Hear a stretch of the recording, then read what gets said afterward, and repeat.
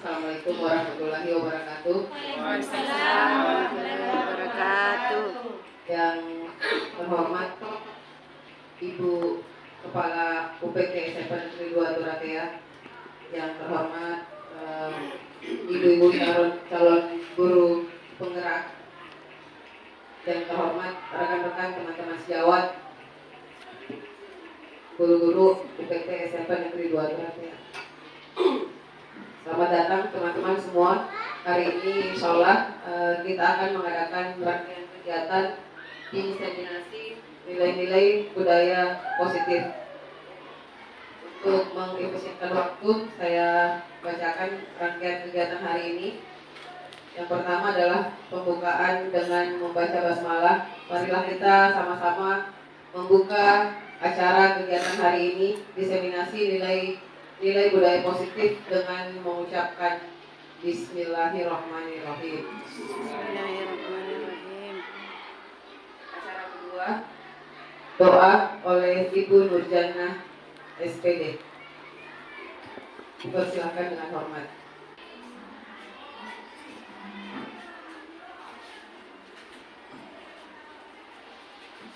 Bismillahirrahmanirrahim. Assalamualaikum warahmatullahi wabarakatuh. Waalaikumsalam warahmatullahi wabarakatuh. Marilah kita menundukkan kepala sejenak sambil berdoa kepada Allah SWT. Ya Allah, ya Tuhan kami, ampunilah dosa-dosa kami, dosa pemimpin-pemimpin kami. Ya Allah, ya Tuhan kami, berkahilah dan ridhoilah kegiatan kami ini.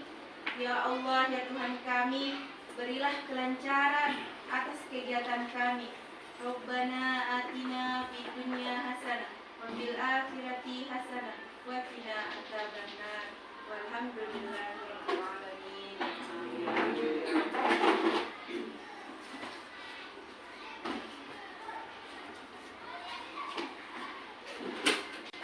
Acara selanjutnya sambutan oleh Ibu Kepala Sekolah UPT SMP Negeri 2 Turatea.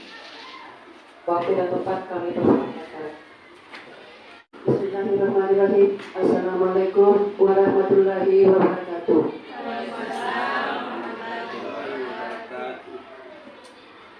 Yang kami hormati Ibu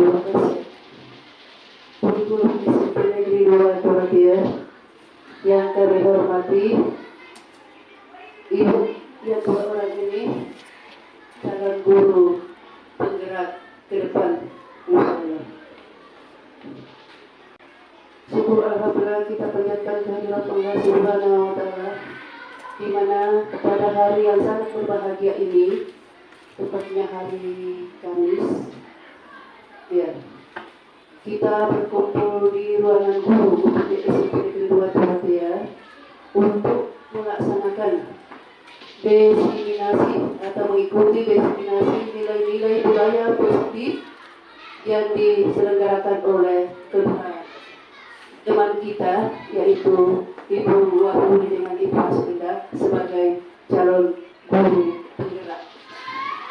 Ya alhamdulillah, selalu kita memanjatkan syukur di mana pada sekolah kita ini, ya, sudah 2 orang calon guru penggerak kita. Ya, itu yang akan melaksanakan, dan semua guru yang mengikutinya. Apa yang dilaksanakan itu yaitu tentang diseminasi nilai-nilai budaya positif. Ya, makanya itu saya juga akan kami sampaikan pada hari Sabtu bahwa kurikulum merdeka itu berkaitan erat dengan guru penggerak. Makanya pemerintah mengusahakan itu bahwa semakin tahun guru penggerak itu semakin bertambah. Jadi pertama itu adalah kepala sekolah penggerak guru, ya, kepala sekolah penggerak. Kemudian guru penggerak. Dan suatu saat nanti akan diarahkan semua menjadi guru penggerak. Jadi tidak menutup kemungkinan juga, ya. Dan saya selalu sarankan kepada teman-teman bahwa apabila masih ada pendaftaran, jelas masuk ada pendaftaran, tetap ada pendaftaran sebagai calon guru penggerak, silakan maju. Ya, apalagi sudah ada teman kita di sini yang akan mengarahkan, yang akan memberikan contoh-contoh, ya, yang akan memberikan bantuan kepada bapak ibu yang akan mendaftar sebagai calon guru penggerak. Saya merasa berbangga karena sekaligus ada guru SMP 2 Turatia yang langsung lolos 2 orang menjadi guru penggerak. Alhamdulillah. Dibandingkan dengan sekolah-sekolah lain. Kita di sini alhamdulillah, ya, letak sekolah kita ada di pedesaan. Tetapi berhasil juga. Langsung 2 calon guru penggerak kita di sini. Itulah yang akan memberikan contoh-contoh, memberikan nilai-nilai, ya, terutama dari nilai-nilai positif tentang masalah budaya. Ya, lantas apa? Makanya sekarang itu dalam MKTS selalu disampaikan oleh Kepala Dinas Pendidikan, Kepala Bidang SMP, yaitu dari sana, nilai-nilai budaya. Dan apa?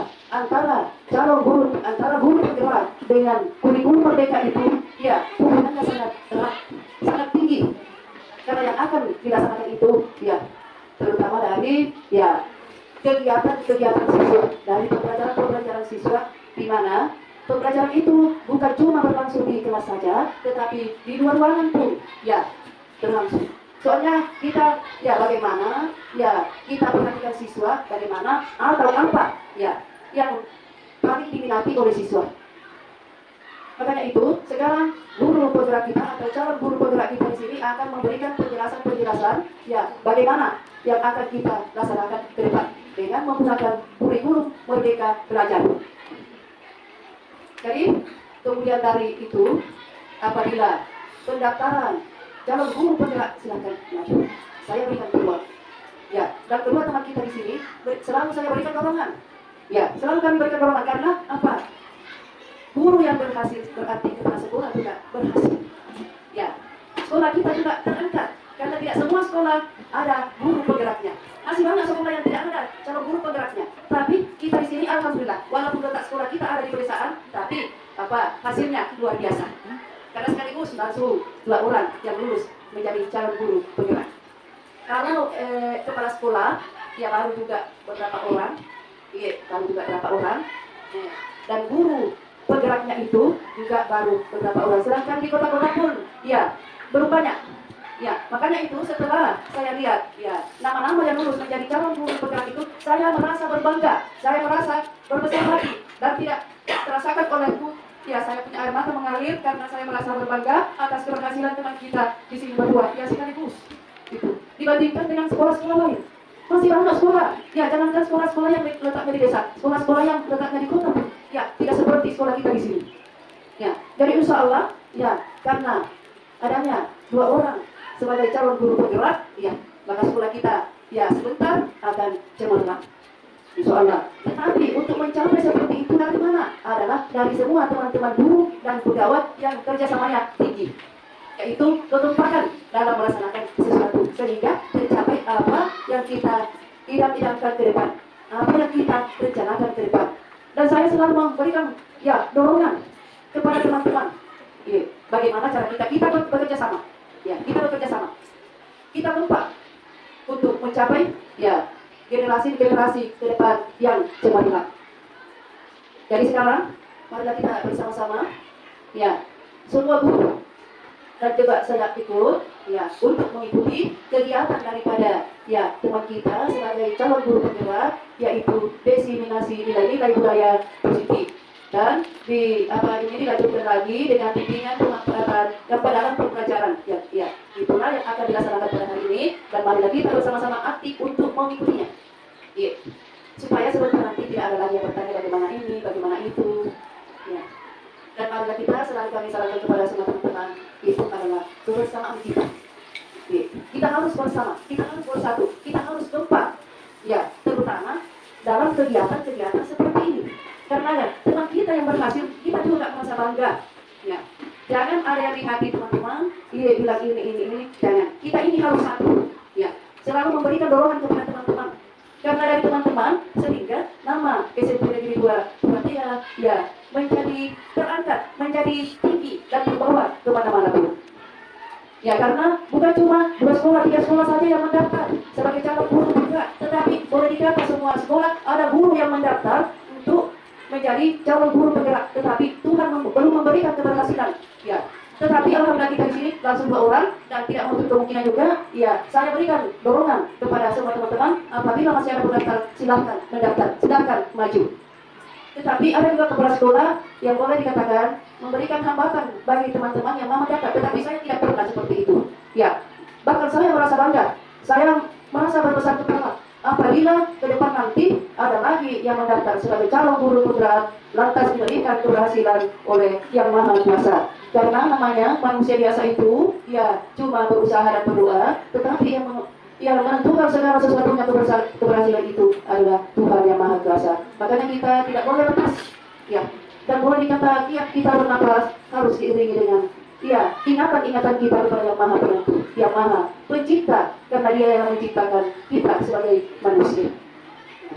Jadi marilah kita bekerja sama, mengikuti diseminasi ini, dan memberikan dorongan-dorongan kepada teman-teman kita, dan teman kita juga memberikan bagaimana yang akan kita lakukan ke depan sebagai calon guru penggerak yang kaitannya itu adalah kurikulum merdeka. Ya, jadi seperti itulah yang kami sampaikan kepada teman-teman guru dan pegawai, dan tak lupa pula kami akhiri dengan ucapan wabillahi taufiq wal hidayah. Wassalamualaikum warahmatullahi wabarakatuh. Waalaikumsalam warahmatullahi wabarakatuh. Baik, selanjutnya kami persilahkan kepada pemateri hari ini dalam rangka kegiatan diseminasi nilai-nilai budaya positif oleh Ibu Wahyuni SSI SPD dan Ibu Hasrinda SPD, salah satu calon guru penggerak angkatan 6 Kabupaten Jeneponto. Dipersilakan dengan hormat.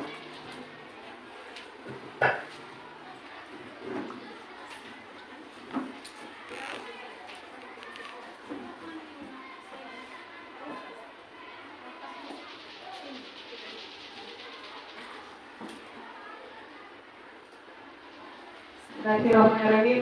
Assalamualaikum warahmatullahi wabarakatuh.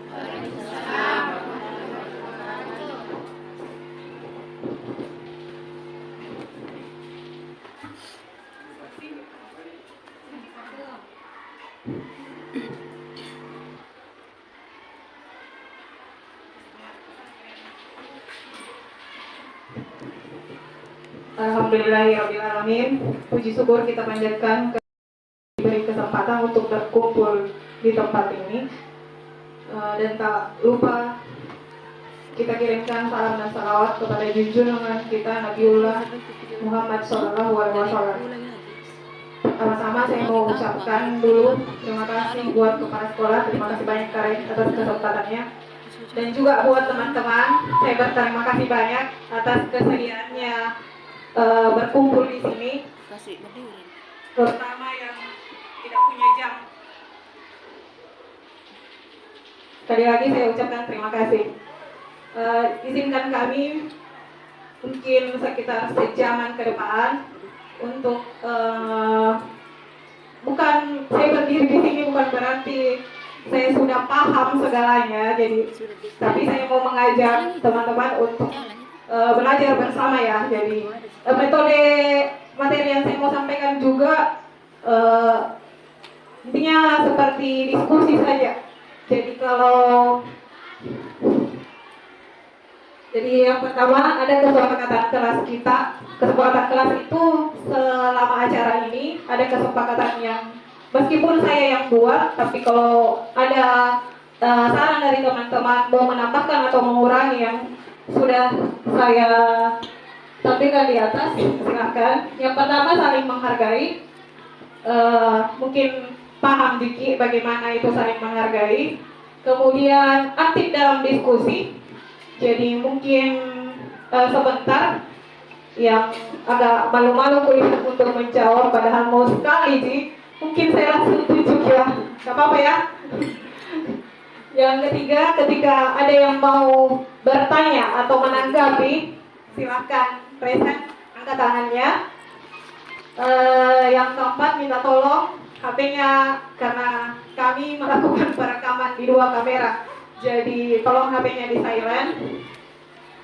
Yang terakhir akan ada sebentar refleksi. Refleksi itu semacam penguatan ya buat teman-teman tentang materi yang mau kami sampaikan. Oke, next. Latar belakang kenapa mungkin yang pertama karena tugas kami sebagai CGP Angkatan 6. Yang kedua, menurut Bapak Ki Hajar Dewantara, pendidikan dan pengajaran merupakan sebuah cara dalam memerdekakan anak untuk belajar. Jadi sesuai dengan kurikulum kita saat ini, kurikulum merdeka. Tapi bukan berarti merdeka itu anak, mungkin teman-teman sudah ikut atau mendengar ya, kurikulum merdeka itu sesuai dengan filosofi pendidikan menurut Bapak pendidikan kita. Mungkin semua orang pasti kenal lah Bapak Ki Hajar Dewantara. Merdeka itu bukan berarti membiarkannya saja tanpa kita harus menuntun. Tapi tugas kita sebagai pendidik yaitu menuntun dalam kurikulum ini, dalam kata merdeka ini. Jadi menurut Bapak Ki Hajar Dewantara, merdeka itu artinya tidak dapat terlepas dari perintah, akan tetapi juga cakap buat memerintah diri sendiri tak dulu, begitu. Intinya merdeka itu kita serahkan sepenuhnya kepada murid kita apa maunya. Contohnya, ada anak-anak yang senang belajar di mejanya, tapi ada anak-anak juga yang senang melantai, silakan. Kemudian ada juga anak yang senang di luar kelas, itu juga dipersilakan. Itu yang namanya pendidikan berpihak pada murid, dan itu sudah masuk juga, sudah kata merdeka. Tapi di sini tidak terlepas dari kita sebagai penuntun murid kita. Jadi itu latar belakang dari nilai-nilai budaya positif.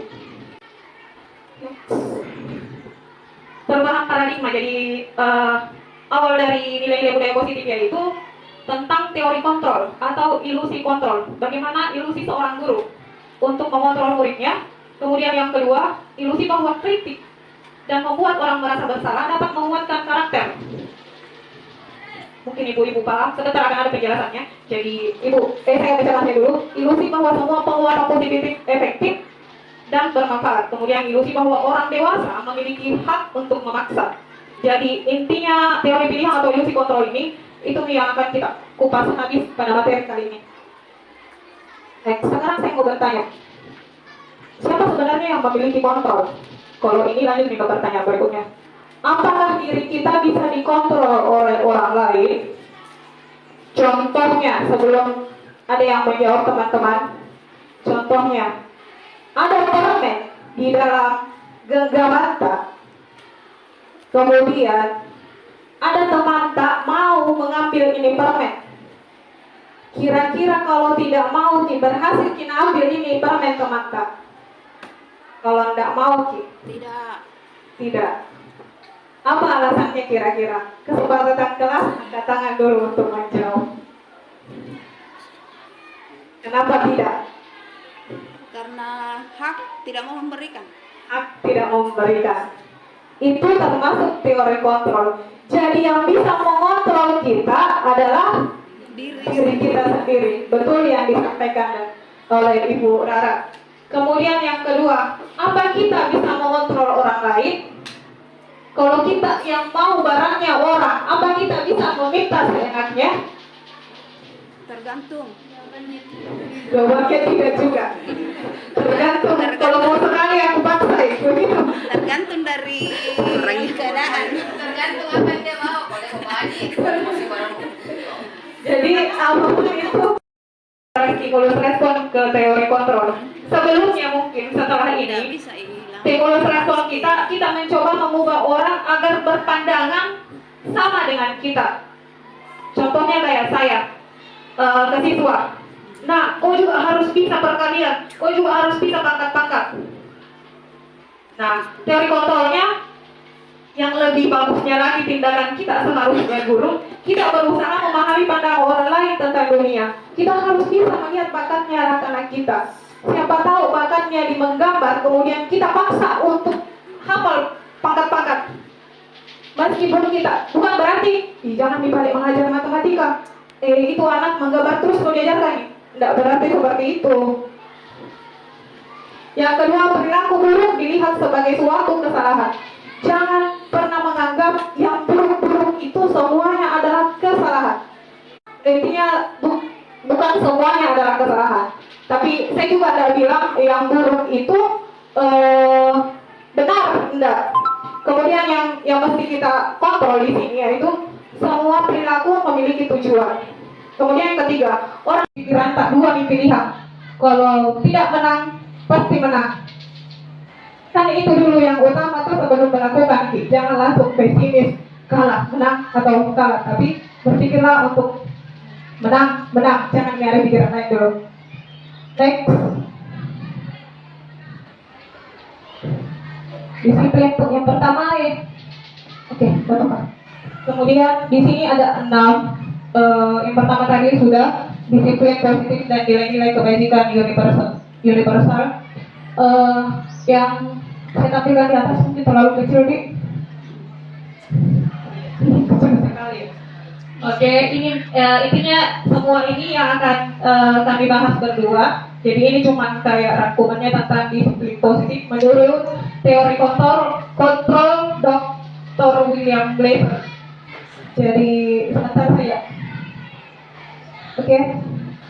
Apa makna disiplin? Disiplin itu kalau bahasa Latinnya itu sama dengan belajar.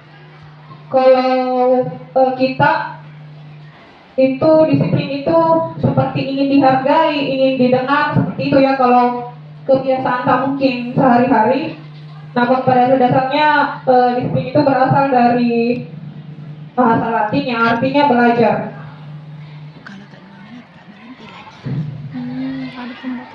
Oke, next.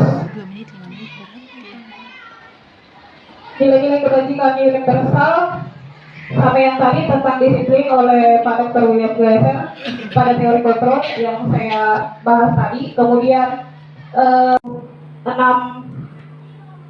di dalamnya dari bertakwa kepada Tuhan yang Maha Esa dan berakhlak mulia, mandiri, bernalar kritis, berkebinekaan global, bergotong royong dan kreatif.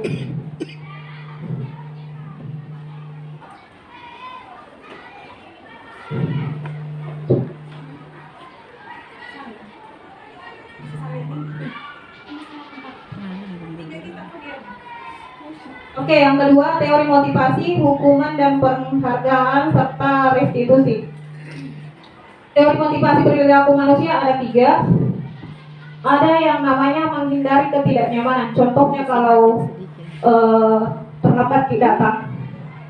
Menghindari ketidaknyamanan itu termasuk motivasi eksternal karena mungkin kita melakukannya karena mau dilihat sama teman-teman lain. Enak ya banyak teolog turun sekolah ya. Saya pernah juga tuh foto-foto pulang baik Pak Karim. Gitu. Ternyata itu adalah motivasi eksternal. Erok najini gua. Kemudian yang kedua, untuk mendapatkan imbalan dari orang lain, ini juga masih sama ya. Kayak mau dibilangi begitulah. Kemudian motivasi yang harusnya kita sebagai pendidik yaitu menghargai diri sendiri. Kalau kita sudah menghargai diri sendiri, jam sebegini nih, kasih yang anak-anakku. Terlambat bisa begini. Jadi mari kita memperbaiki diri. Saya berdiri di sini, tidak bilang saya mari kita memperbaiki diri bersama-sama. Oke, saya lanjut. Terlalu banyak slide-nya, jadi saya. Kemudian bentuk program kebajikan apresiasi. Yang pertama, memberi pengakuan secara khusus. Jadi kalau Boki memberi apresiasi, pengakuannya secara khusus, jangan yang mau didengar sama orang lain. Ih, bagus sekali cara ngomongnya, menjelaskan, jangan di depan. Tahu. Kalau misalnya kayak di dalam siswa, tuh kasih tahu enak mengerjakan misalnya. Jangan seperti itu. Kalau mau dikasih pengakuan terhadap anak tersebut secara khusus saja, atau sama dengan yang kedua secara pribadi. Karena kenapa? Sebentar dijelaskan itu karena ada di dalam sini. Yang kedua sama, kurang lebih sama dengan yang pertama. Kemudian yang ketiga, beri pengakuan kepada semua murid secara bergantian. jangan membuat orang yang ya Tommy malas, ya Tommy kurang IQ-nya mungkin. Lantas kita sebagai pendidik tidak pernah mengangkat mana lagi pada itu sedikit toh ditahu barusan atau misalnya siapa yang membersih, contoh paling kecil mungkin siapa membersihkan, anggap jalan-jalan ke sana lihat di atas bersihnya atau kelasnya atau dapur menyambut sekarang keren seperti itu, hal-hal yang kecil seperti itu toh memberi pengakuan secara bergantian. Jangan bagus PPR-nya, rajin ke sekolah. Kita berpikir bagaimana caranya supaya pengakuan kita terhadap murid itu terganti, jangan yang itu terus dan monoton. Kemudian beri pengakuan secara konsisten. Jangan semester ini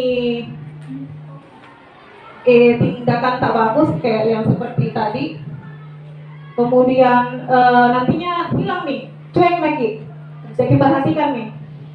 Kemudian yang terakhir, fokus pada proses, karena kita sebagai guru untuk mendidik tetap difokus ke sana.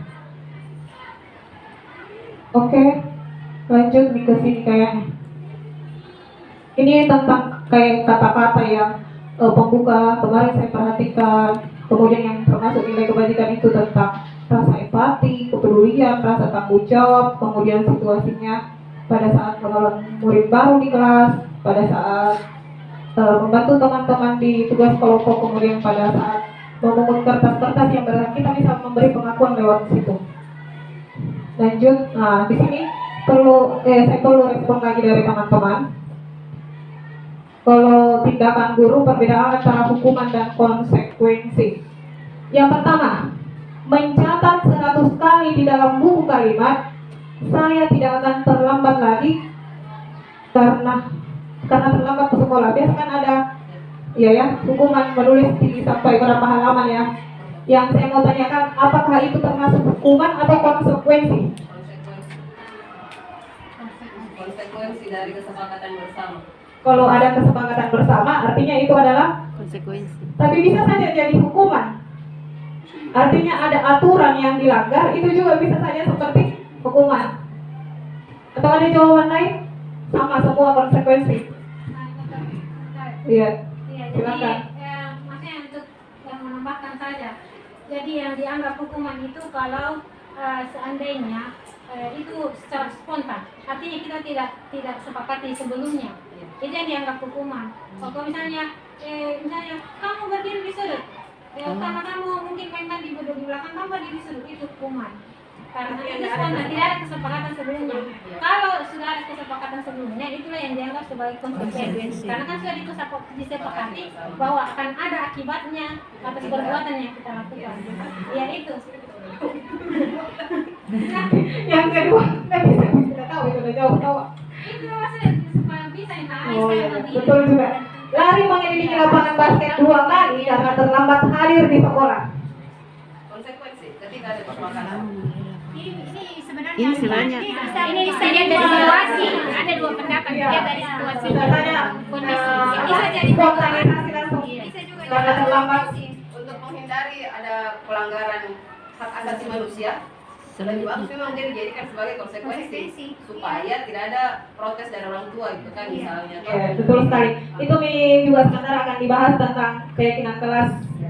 Seharusnya sebelumnya di awal-awal tahun ajaran baru misalnya, semua buat keyakinan kelas. Sebentar akan dibahas materi selanjutnya. Jadi jangan dilanjutin ini sebenarnya. Konsekuensi semua ke bawah deh. Kalau kan sudah ada. Pertama kali yang JJOK lari mengelilingi lapangan basket, pasti konsekuensi itu. Kalau begitu kita lihat saat berikutnya. intinya ke keyakinan kelasnya nantinya.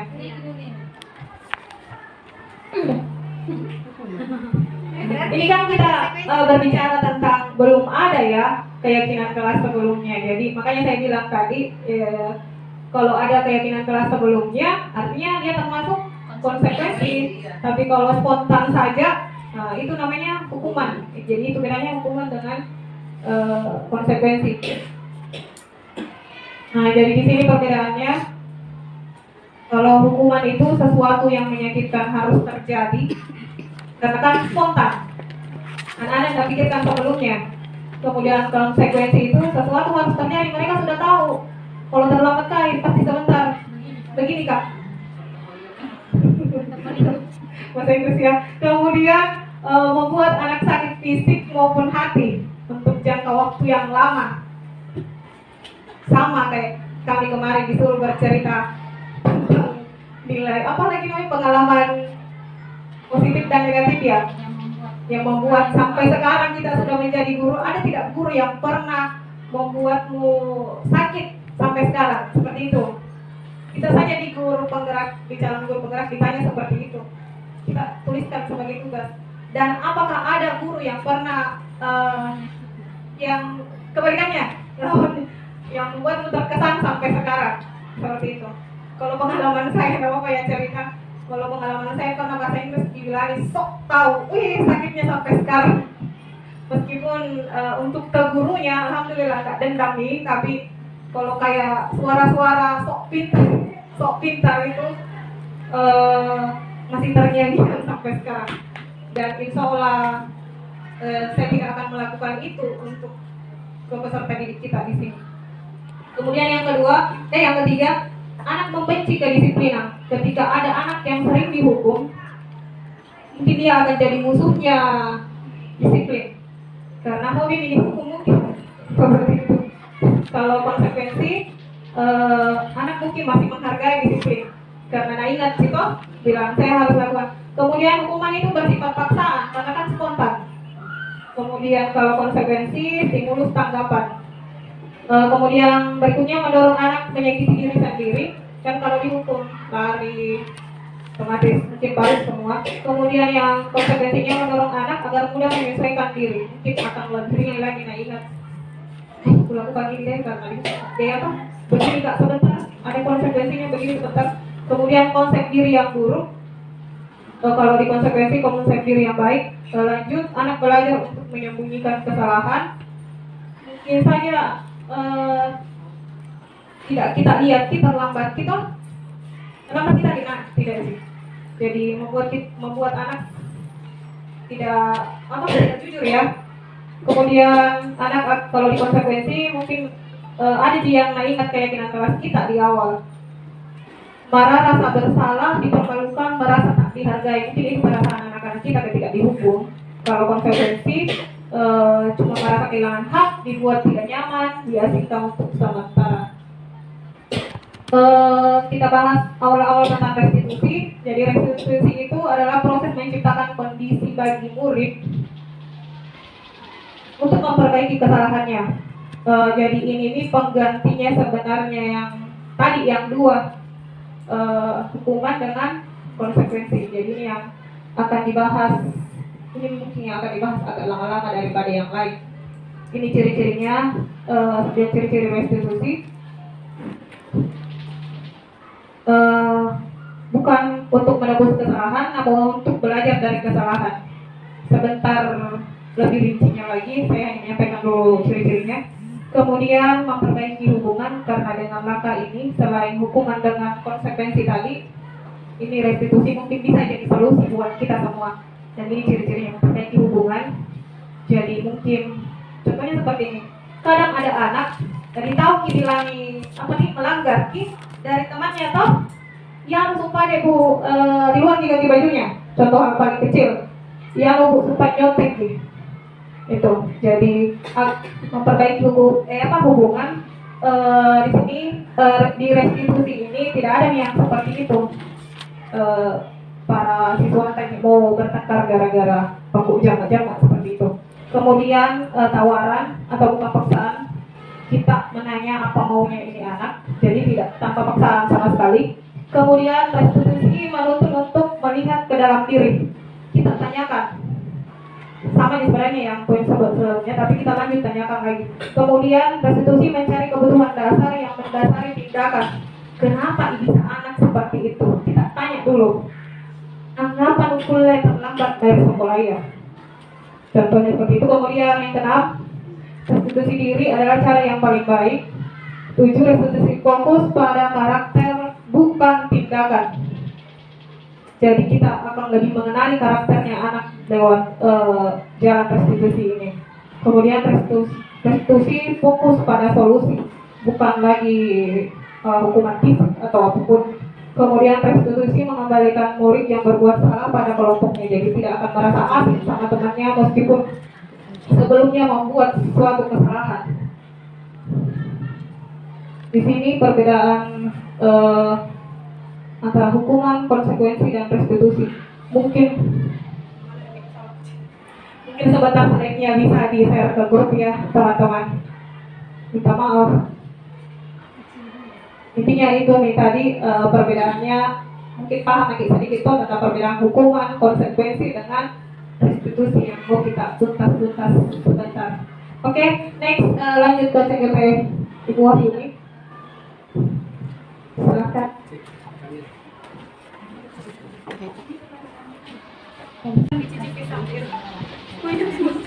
Dicicipi baru tidak diserahkan. Kenapa tadi Ya, mati saya melanjutkan 16 5 menit mati lagi. berapa? Ibu ganti HP dulu aja pas mati. Iya pas. Masih kuliah. Di sini terus kita enggak mungkin. Cukup citan. Lanjutan dari restitusi tadi itu adalah keyakinan kelas. Nah, salah satu budaya positif yang harus kita jalankan di sekolah itu adalah membuat keyakinan kelas. Jadi tadi sudah dijelaskan bahwa seharusnya di awal-awal semester ketika kita baru masuk di kelas ya. Kalau saya biasanya kalau pertemuan pertama sebenarnya ini sudah dilaksanakan, cuma mungkin karena belum terlalu di dalam ya. Kan kadang disampaikan bahwa kalau kehadirannya harus 80% ke atas ya, seperti itu misalnya. Atau misalnya peraturannya guru harus anak-anak harus lebih duluan masuk di kelas kalau kita gurunya. Kan kadang-kadang gurunya biasa ada di dalam dulu, anak-anaknya masih di luar. Jadi mungkin di awal pembelajaran atau di awal pertemuan disampaikan bahwa hal itu tidak baik. Itu yang dimaksud keyakinan kelas.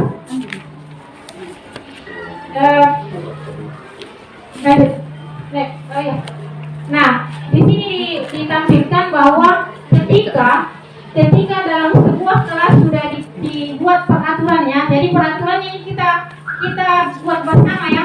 Silakan guru dan murid menyepakati apa yang harus kita atur di dalam kelas.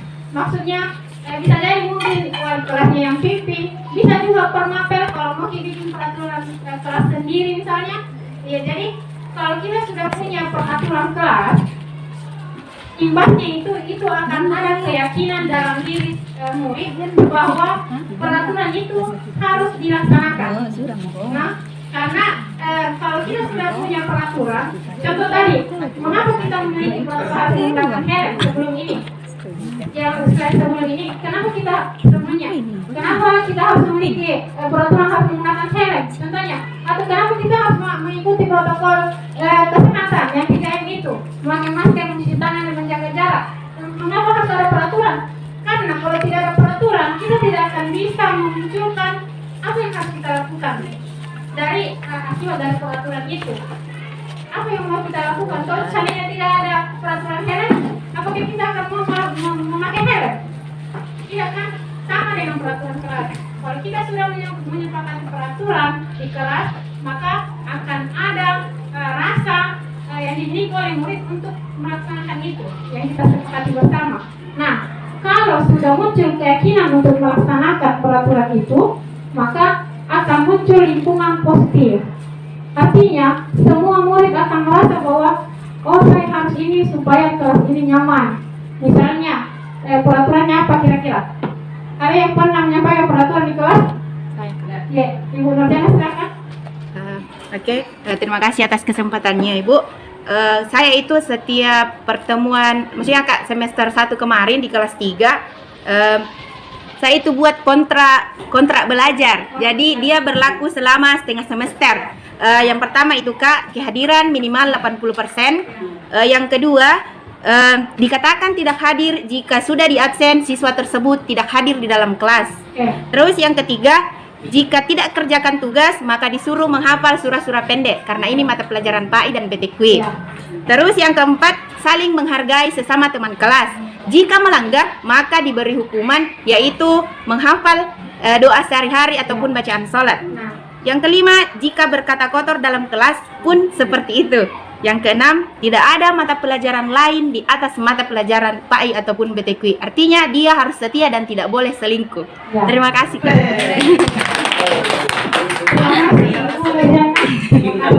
Ya, itu salah satu peraturan kelas khusus untuk mapel PAI.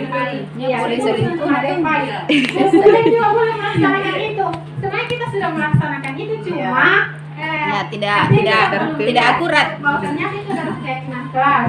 Nah, ketika sudah ada peraturan seperti itu kan, otomatis murid-murid akan merasa bertanggung jawab untuk mengikuti itu. Nah, kalau misalnya muridnya sudah mau melaksanakan itu, maka lingkungan akan mulai positif. Nah, setelah lingkungan positif dan kemudian murid-murid terbiasa melakukan itu, itulah yang disebut sebagai budaya positif. Kalau kita sudah terbiasa melaksanakan itu. Itu. Lanjut. Nah, perhatikan, manakah yang merupakan keyakinan kelas? Di sebelah kiri ada datang tepat waktu, kemudian menjaga kebersihan, berdoa sesudah dan sebelumnya sesudah, aktif dalam berjalan tertib. Di sebelah kanan, kami guru dan murid saling menyayangi. Kami murid semangat belajar. Kami murid yang peduli dengan teman-teman. Kira-kira menurut Bapak Ibu, yang mana yang merupakan keyakinan kelas? Yang datang tepat waktu dan sebagainya. Datang tepat waktu. Menjaga kebersihan sekolah. Kiri atau kanan? Kanan. Kanan.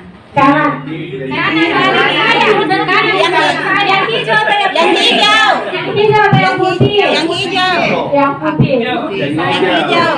Oke, kita lihat slide berikutnya. Yang manakah yang merupakan keyakinan kelas? Yang saya. Oke. Peraturan dan keyakinan. Peraturan, misalnya selalu kembalikan buku ke tempatnya, itu peraturan. Apa yang menjadi keyakinannya? Rasa tanggung jawab. Jadi kira-kira menurut Kak, yang tadi itu yang hijau atau yang putih? Yang hijau. Yang putih ya. Karena di sini ada nilai. Ya, di situ ada nilai.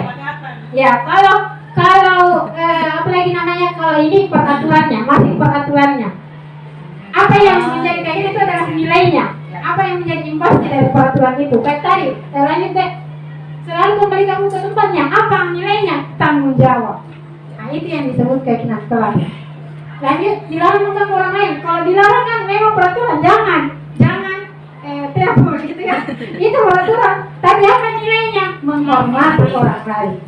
Saya kira dan selanjutnya bisa dibaca ya, karena waktu. Saya kira bisa ya, bisa. Ya oke. Artinya sudah ada bayangan. Iya, karena masih banyak. Kita lanjut saja. Kebutuhan dasar manusia. Manusia itu punya kebutuhan ada 5 dasar. Dan yang paling utama itu lanjut deh. Contoh kasus, Ibu Ambar, guru adik kelas 2A di SD Pelita, sedang bingung menghadapi ulas salah satu muridnya, Doni. Ada di sana juga itu. Ya betul. Beberapa di kelas datang padanya dan mengeluh Doni seringkali meminta bekal makan siang dengan paksa. Jika Anda menghadapi situasi seperti itu Ibu Ambar maksudnya, apa yang Anda lakukan? Menurut Anda, kira-kira apa alasan Doni yang melaksanakan itu? Siapa yang ngajar Doni? Ngajar lagu aja Doni. Yang bisa memberikan tangan silakan angkat tangan. Apa lagi? Pertanyaan, apa yang akan Anda lakukan seandainya Bapak Ibu sebagai Ibu Ambar? Terkhusus yang mengajar Doni. Silakan angkat tangan. Karena Doni ini selalu meminta paksa, maka seandainya teman-temannya yang memaksa, artinya sesuatu yang tidak enak, tidak bagus. Dan kenapa kira-kira Doni melakukan itu? Ada yang bilang lapar, ya mungkin Doninya lapar, atau mungkin tidak ada uang jajannya. Iya, mau makan kalau tidak ada uang jajannya, bisa jadi seperti itu.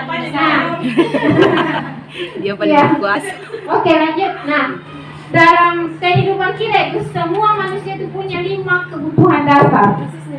Dan khususnya Doni, kalau kita lihat kasusnya Doni ini, dia sebenarnya punya kebutuhan pertama mungkin bertahan hidup karena mungkin mau mengisi perutnya, itu yang utama. Kemudian bisa jadi mungkin dia butuh perhatian, iya, kasih sayang. Tidak ada mungkin yang perhatikan orang, akhirnya dia membuat sesuatu yang bisa membuat orang-orang memperhatikan dia. Ini bikin kasus juga ya. Cari perhatian. Boleh kejantungan kan? Boleh. Kira-kira mau kasih nih Bu, aku kebutuhan.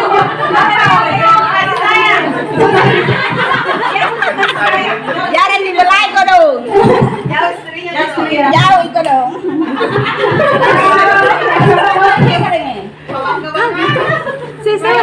Cocok dengan Nah, kalau dilihat dari skemanya ya, kalau dia dari skemanya di atas semuanya intinya itu semuanya bermuara kepada bertahan hidup. Apakah seseorang butuh kasih sayang, perhatian karena kelanjutan hidupnya? Apakah dia butuh kebebasan? Itu pasti kelanjutan hidupnya, bertahan hidupnya. Kira seperti itu ya. Kita lanjut. Oke, restitusi. Nah, ini ada restitusi 5 posisi kontrol. 5 posisi kontrol kita sebagai seorang pendidik. Dalam proses pembelajaran banyak hal yang terjadi, banyak sekali. Kayak tadi nih, kayak Doni itu misalnya. Nah, di situ kita punya posisi kontrol ada 5. Ada sebagai penghukum. Nah, kalau di dalam pikirannya kalau disebut penghukum masih ada yang banyak mata. Kalau kita seperti ini dihukum, gitu ya. Jadi kalau kita menghukum berarti kita sebagai penghukum. Atau bisa jadi mungkin pada saat itu kita sebagai pembuat merasa bersalah. Pembuat merasa bersalah itu biasa. Anu lembut di kata-kata yang kami menyakiti. Itu yang disebut pembuat merasa bersalah. Biasa nggak ada bilang kere, tapi deh sampai dia selalu hidup diingat. Itu ya. Kemudian yang ketiga sebagai teman. Kan sekarang juga kita bersikap sebagai teman sama anak didik sama murid kita sebagai teman. Kemudian pemantau itu kan kita pahami bersama, kita lihat dulu, kemudian diberikan pertanyaan-pertanyaan yang bisa memancing, yaitu pemantau. Kemudian manajer itu kalau manajer kan mengatur, jadi biasa sekarang diminta mau sampai mana? Ya, itu minimal pertanyaan. Mau sampai mana? Manajer. Nah, ada pertanyaan. Saya kecewa sekali dengan kamu. Posisi kontrol apa itu dari 5 itu? Saya kecewa dengan kamu. Apakah penghukum? Pembuat bersalah. Ya, oke. Terus kamu tidak pernah benar melakukan itu. Kamu tidak pernah benar melakukan itu. Apakah penghukum? Pembuat merasa bersalah? Pembuat merasa bersalah. Pemantau atau manajer? Membuat merasa bersalah. Oke. Ayolah. Kamu tidak Bukan demi ibu bapak. Ayolah. Ayolah. Manajerial atau teman? Ayolah. Ini sebenarnya teman. Ya, bahasa teman. Ayo teman. Begitu kan? Teman. Kemudian bagaimana? Apakah kamu mendapatkan stiker bintang hari ini? Nah, apakah kamu mendapatkan stiker bintang hari ini? Memantau. Karena cuma ditanyakan. Misalnya mungkin selesai di peta, nah itu kan memantau. Selesai di peta, nah apa kita di memantau? Nah itu memantau. Bagaimana kamu bisa menyelesaikan masalah ini? Manajer. Betul sekali. Bagaimana kamu bisa menyelesaikan? Lanjut, kamu selalu paling yang terakhir. Apa? Merasa besar. Apa jawabannya? Ada jawabannya nggak? Tidak. Tapi kan kita sudah paham apa yang 5 itu ya. Ini adalah contoh ya, contoh perbuatan guru yang mana sebagai pembuku. Contoh kalau guru berbuat sebagai pembuku berarti menunjuk menyakiti. Kalau dia membuat merasa bersalah, berceramah menunjukkan kecemasan atau menunjukkan kesalahan siswa, merasa bersalah. Kemudian teman membuatkan alasan-alasan untuk murid-muridnya. Jadi kan bagaimana supaya dia merasa nyaman dengan kita. Kemudian pemantau menghitung dan mengukur. Karena kita memeriksa melihat apa kegiatannya murid. Ya, karena selalu ditanyakan sampai di mana misalnya, sampai di mana nih, sampai di mana tugasnya selesai nih. Mengajukan siswa untuk melakukan sesuatu. Nah, lanjut hasilnya dibawa. Kalau sering dihukum biasanya muridnya jadi pemberontak yang dibawa. Baru terakhir hasilnya kalau guru selalu menjadi pemukul biasanya siswa jadi pemberontak. Kemudian kalau selalu dikasih bahasa-bahasa yang membuat dia merasa bersalah, maka mereka akan berusaha menyembunyikan kesalahannya. Kenapa? Katanya menyerang. Iya. Meskipun sebenarnya dia salah, dia akan menyembunyikan itu. Nah, kemudian teman. Kalau kita berfungsi sebagai teman, maka murid-murid akan merasa tergantung dengan kita. Nah, jarang ada guru yang bisa jadi teman. Siswa itu akan lebih hanya 1-2 orang yang Iya. dengar. Tidak semua guru dia mau dengarkan. Kemudian kalau kita sebagai pemantau itu menyelesaikan bila diawasi. Nah, kalau kita sebagai yang dipantau sendiri, yang terakhir adalah segitiga restitusi. Nah, ini sebenarnya inti dari budaya positif yang kami bawakan hari ini, bahwa dalam proses segitiga restitusi ketika kita menemukan kasus dalam kelas, dalam pembelajaran itu ada hal-hal yang harus kita lakukan untuk menghadapi itu. Jadi ada 3, namanya segitiga, berarti ada 3 sisi. Yang pertama itu validasi kebutuhan. Validasi kebutuhan itu ketika ada siswa yang bermasalah kayak validasi kebutuhan menanyakan keyakinan. Kalau misalnya ada kayak Doni tadi ya, iya kan bisa di segitiga restitusi itu ditanya apakah sebenarnya kenapa kamu lakukan ini? Kenapa kamu lakukan ini? Apa alasanmu? Kan tadi dibilang pasti ada alasannya Doni melakukan itu. Pasti. Dan kita sebagai guru harus ditanyakan itu. Jangan langsung bilang eksekusi saja. Ditanya dulu, kenapa kamu melakukan itu? Kalau ada seorang murid yang melakukan sesuatu yang tidak kita inginkan, tanyakan dulu, divalidasi. Apa yang kamu inginkan saat itu? Misalnya, kalau saya tidur di belakang, kenapa selalu tidur? Kenapa selalu kehilangan kamu? Kenapa selalu terlambat tidur? Kamu kita jawab gitu. Nah, seperti itu yang harus ditanyakan dulu. Jangan langsung. Kemudian yang langkah kedua menanyakan keyakinan. Menanyakan keyakinan itu ditanyakan, apakah sikap itu betul atau tidak? Apakah ini sesuai dengan keyakinan tak di kelas? Apakah ini melanggar peraturan tak? Nah, pasti menjawab tidak Bu. Kan harus misalnya, kan harus aktif dalam kelas, harus mengikuti pembelajaran dengan baik. Nah, kemudian setelah itu baru ditanyakan solusinya. Apa yang kalian bisa lakukan untuk memperbaiki ini?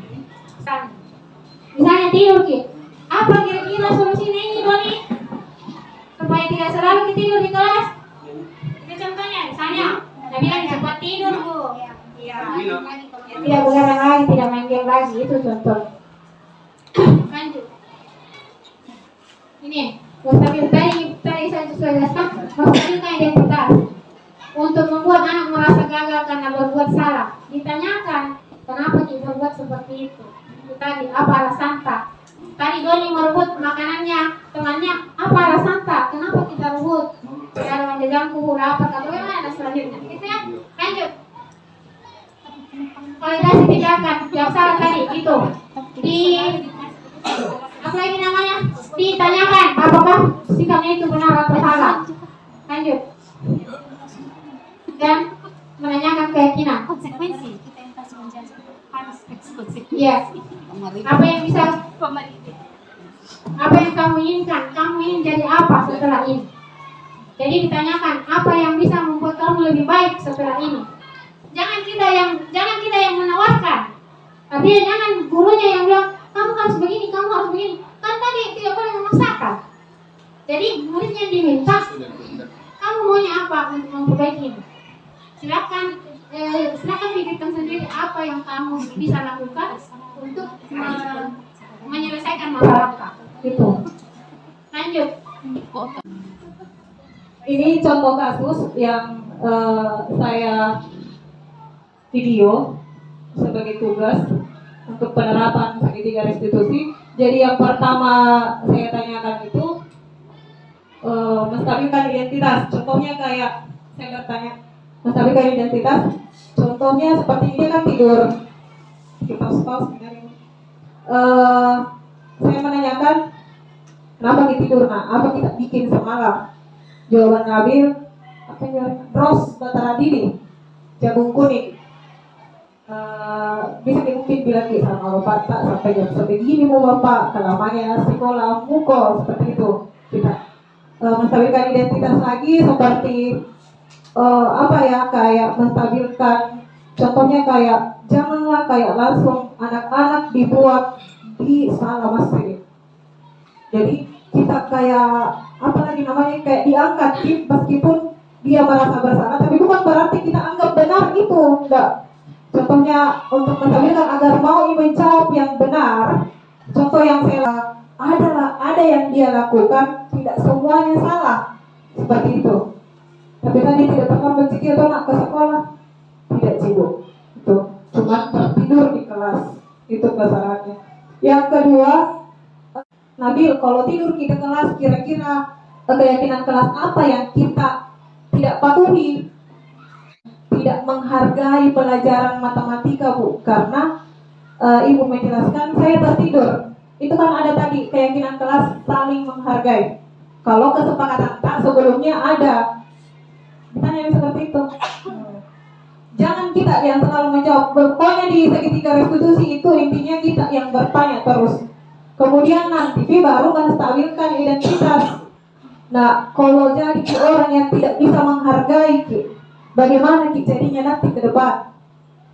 Seperti itu. Atau terlambat, bagaimana jadinya kita nanti kalau tidak disiplin? Jadi seperti itu intinya segitiga restitusi ya. Terima kasih banyak. Pertanyaannya mungkin seputaran trigger dari proses belajar mengajar yang akhirnya ke siswa ya. Ada beberapa hal yang saya agak kurang mengerti dan mungkin akan sulit diterapkan. Salah satunya itu yang restitusi terakhir, segitiga restitusi. Seperti tadi Nabil, harus ada proses untuk bisa membangkitkan atau menstabilkan kondisi. Nah, itu ekspektasi kadang-kadang tidak sama dengan kenyataan, ya. Di kenyataan ya manusiawi sekali itu kalau kita guru sudah diperbaiki, sudah dinyonyo, minggu depan tidur lagi. Kemudian, kenapa Cina, minggu depan begitu lagi. Nah, pertanyaannya adalah, ketika ada siswa yang bermasalah, apakah keyakinan kelas dilaksanakan pada saat proses pembelajaran atau bagaimana? Yang kedua, melihat tadi contoh video pemateri yang melakukan keyakinan kita menstabilkan kondisi untuk keyakinan kelas pada saat jam pembelajaran. Pertanyaannya kemudian muncul, apakah tidak mengganggu jam pembelajaran yang sedang berlangsung? Apakah memang keyakinan kelas harus di depannya teman-teman dan diproses pada saat jam pembelajaran, atau ada memang satu sesi di luar dari jam pembelajaran untuk melakukan keyakinan kelas gitu. Yang itu sebenarnya masalah hukuman juga dengan konsekuensi. Termasuk saya sedikit penasaran dengan ujian apa tadi ya materi kita, penghargaan. jujur saya salah satu guru yang kalau ada anak-anak bisa menjawab, oke, good job, terima kasih banyak nak, kerja yang bagus, excellent. Itu selalu saya lakukan selama ini. Saya baru tahu bahwa kita tidak boleh memberikan penghargaan di depan teman-temannya seperti itu. Hanya saja selama ini kita guru, salah satu hal yang memberikan motivasi buat teman-teman yang lain ketika kita memberi contoh yang baik di satu siswa. Misalnya, terima kasih banyak nak, bagus, keren cara tanggung jawab. Mudah-mudahan teman-teman yang lain bisa mengikuti. Nah itu prosesnya untuk memberikan motivasi yang lain gitu ya. Nah banyak hal yang saya biasa lakukan ternyata tidak cocok dengan yang pemaparan yang di atas. Iya, kemudian kalau memang ke depannya nanti akan ada aksi nyata, sekedar saran, bagus mungkin kalau kita para guru membuat tata tertib yang seragam misalnya, ya, tata tertib seragam misalnya. Saya kalau terlambat datang siswaku dihukum seperti ini misalnya. Begitupun dengan guru-guru lain. Jadi ada kesepakatan keseragaman yang akan memotivasi siswa. Kalau mereka terlambat misalnya, kalau di bahasa Inggris portofolio karangan sekian halaman gitu, bisa mungkin seragam kayak gitu. Apa konsekuensi dari kesepakatan kelas yang kita seragamkan bisa memacu motivasi anak-anak untuk jauh lebih baik dari sebelumnya. Jadi mungkin itu seperti itu, mungkin saran kalau aksi nyata untuk di semester genap bisa mungkin kita bicarakan. Yang pertama itu tata tertib yang seragam. Iya, keyakinan kelas, tapi seragam gitu. Maksudnya seragam visi kita, iya, tujuannya seragam. Maksudnya tujuan akhirnya kembali untuk ke siswa gitu. Seperti itu mungkin sekadar saran dan beberapa pertanyaan tadi mengenai segitiga restitusi. Terima kasih.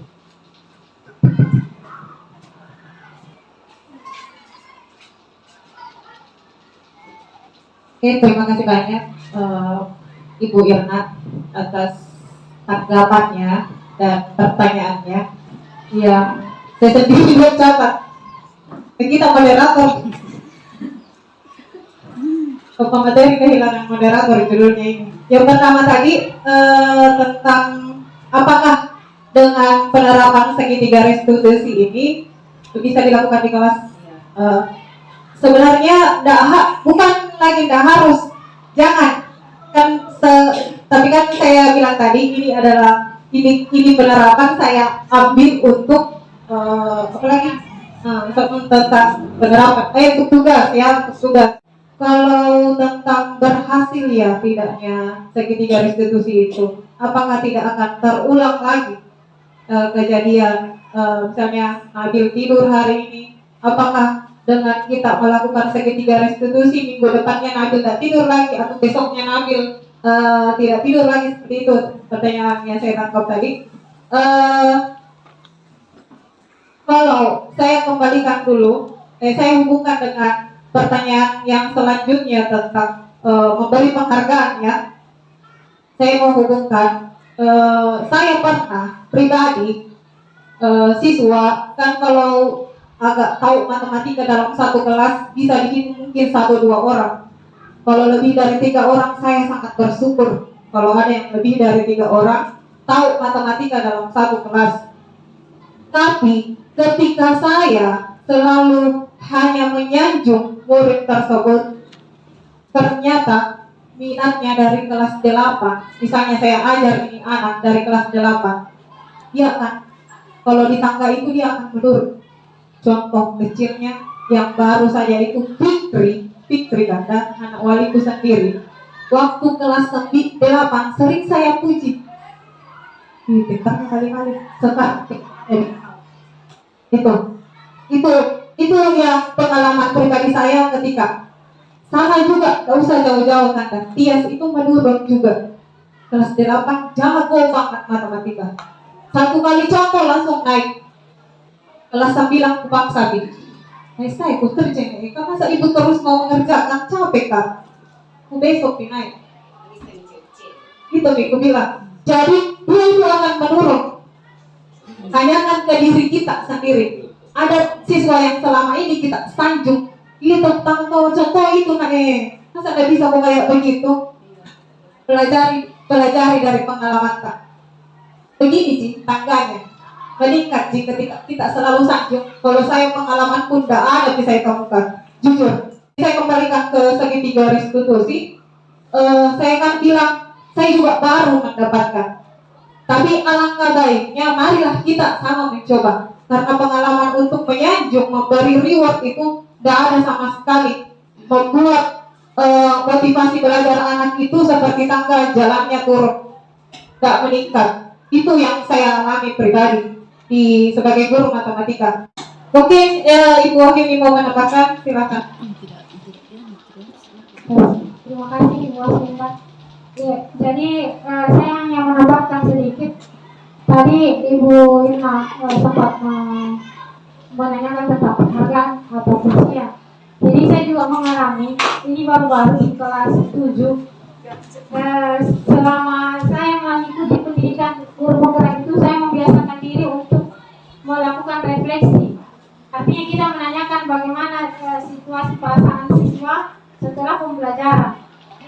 Jadi waktu itu kemarin lah, bukan waktu kemarin saya lakukan.